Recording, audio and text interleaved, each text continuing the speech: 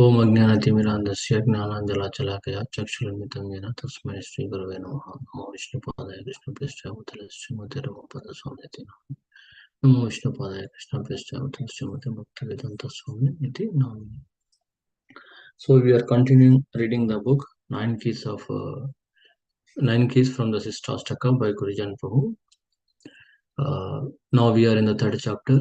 Yesterday Mataji wrapped up second chapter. The third chapter, the function and the nature of the mind.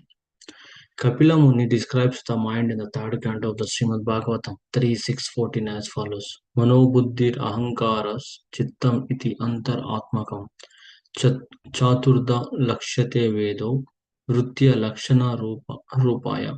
The internal subtle senses are experienced as having four aspects in the shape of mind, intelligence, ego, and contaminated consciousness. Distinctions between them can be made only by different functions, since they represent different characteristics. While all four subtle senses, mind, mana, intelligence, buddhi, false ego, ahankara, and covered consciousness, chittam, make up the subtle body, each descends in subtlety from consciousness to false ego, to intelligence, and to the least subtle of the four, the plodding mind. Although the mind and the false ego are in practical terms the same, the mind is functionally less refined than the false ego. We tend to think that the main obstacle to focused chanting is the mind, but it is the subtler false ego that is causing the problem. The mind, being grosser, is subordinate to the false ego and serves it by maintaining and protecting it. In his song, Kino Hare Krishna Nama, Srila Bhaktivinoda Thakur actually refers to a conditioned soul self-concept as Maner Manus, the mentally imagined man, the false sense of self. Krishna's words in the Bhagavad Gita 7.27 indicate how the mind functions in its protective service. The mind provides a sense of duality to help the false ego maintain its illusionary sense of being Lord in the world. O Sian of Bharata, O conqueror of the foe, all living entities are born in the delusion, bewildered by dualities arisen from desire and hate. Srila Prabhupada speaks of this dualistic functioning of the mind. The distinctions between happiness and distress in the material world of duality are simply mental concoctions. For the so-called happiness and distress are actually one and the same. They are like the happiness and distress in dreams. A sleeping man creates his happiness and distress by dreaming. Although actually they have no existence, the mind is the via medium in both dreams and wakefulness. And everything created by the mind in terms of sankalpa and vikalpa, acceptance and rejection, is called manodharma or mental concussion. Srimad Bhagavatam 16.17.30 purport. If we are insulted by someone, the mind rises to defend. If we are praised, the mind is pleased and considers the praise giver intelligence. In both instances, the mind protects the false self and thereby assists us to maintain our ignorance of our true self. Who is the true self? Who are we? When we entered this world, we acquired a covering of ahankara, which provides us with a false sense of identity. This false identity is all we know. Then we are, according to our false identity, we might be anything. There are 8.4 million species to choose from, divided into innumerable classifications. The false ego can adopt in any one of these bodily identities, and the mind and intelligence that go with them to create a sense of self. The false ego will embrace any identity other than its true eternal sense of self, the identity as Krishna's loving servant. The false ego so fills our consciousness that we forget that we belong to Krishna and he to us. Srimad Bhagavatam tells us that the mind is a transformation of egoism in goodness, 3:26-27. Intelligence is a transformation of egoism in passion, 3:26-28. The mind's business is to protect both our false understanding and our forgetfulness of Krishna, and uses the two mechanisms of Sankalpa and Vikalpa, acceptance and rejection. To do so, the intelligence, which is passionate by nature, serves the subtle false self by making plans to satisfy the mind's fluctuations between these two polarities.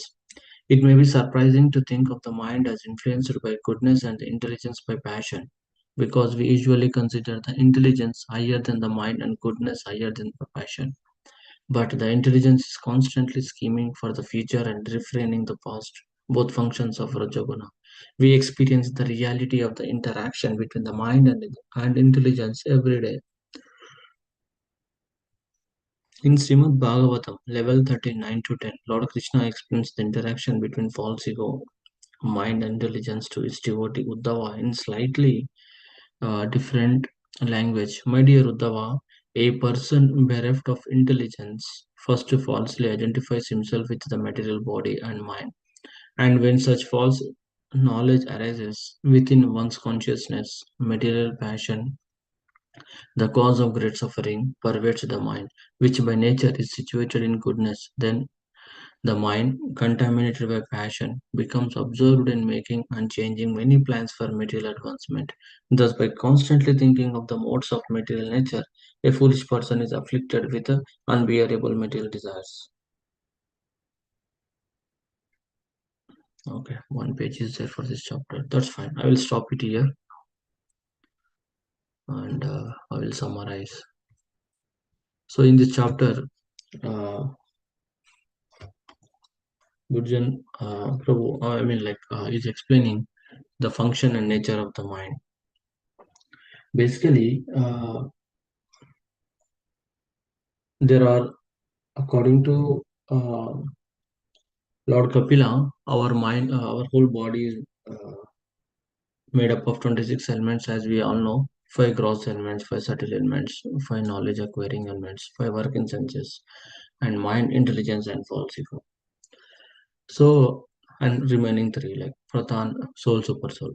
Here, mind, intelligence, and false ego, they are in the layers. Layer 1, mind, layer 2, intelligence, layer 3, false ego. In most of the time, we think that we often think that mind is a problem to not to focus on chanting. But here in this section, Maharaj clearly says that mind is not the problem. False ego is a problem technically. That is giving and direction to the mind, and that in that case, mind is taking that mind, the being grosser, is subordinate to the false ego and serves it by maintaining and protecting it. That's the reason we are unable to focus on the chant, are focusing on unable to focus to chant. And basically, how this is getting a signal from false mind is getting a signal from false ego and creating a vibration like sankalpa and vikalpa. At the time of sankalpa, it is pleasing. It's kind of pleasing thing. It's vikalpa is kind of rejection, like accepting and rejecting. That's what in Srimad Bhagavatam purport Krishna says that 16, 17, 30. If we are insulted by someone, the mind rises to defend. That is nothing but rejection state. If you are praised, the mind is pleased and considers the praise giver intelligence, nothing but acceptance. So, in that way, hot and cold, happiness and distress, these are nothing but another kind of synonyms to the sankalpa and vikalpa in this section. But the true identity is who we are, is the matter, who we are. When we enter to this world, we came with ahankara, that is false ego, and that is embracing to the particular identity or particular body or on in which 8.4 million species we are choosing one species or nothing but one body, and we are anchoring under and beneath of that. So and again, the whole scenario is that the sankalpa and vikalpa, acceptance and rejection, is explaining different sections in this, like uh, from Srimad Bhagavatam, from Bhakti Vinod Thakur song and everything. The Bhojana Prabhu taken synopsis and is explaining. Now, next, we need to understand that, of course, Bhagavatam is telling that mind is a transformation of egoism in goodness, intelligence is transformation of egoism in passion. So, in that way, the mind's business is to protect both our false understanding and our forgetfulness of Krishna. That's it. Because of that, we are here and we are doing like that every day. This is the basic concept of why we are and what are the functioning of the mind, how it is disturbing to us every day. So now, in order to overcome that, uh, we need to chant in a focused way so that we will realize ourself. Instead of sense perception, we will realize the self perception when we do the focused chanting. That is Chetudarpana Marjanam. Again, coming to over there. When that layer that is cleaned off, we can see our face on the mirror. Nothing but when the layer is covered, when we overcome that layer, then we can realize the soul. I mean, like soul and super soul. Above false ego, there is a soul and super soul. That layer. So we need to overcome that layer. That overcome will come by sincere chanting. I mean, like very focused chanting. So here in this section again, Maharaj explained clearly the science behind the functioning of the mind, and just to controlling is that we need to have the focused chanting. Then only we will realize that soul and super soul. The next layer, we can go to the next layer. Thank you, Prabhu.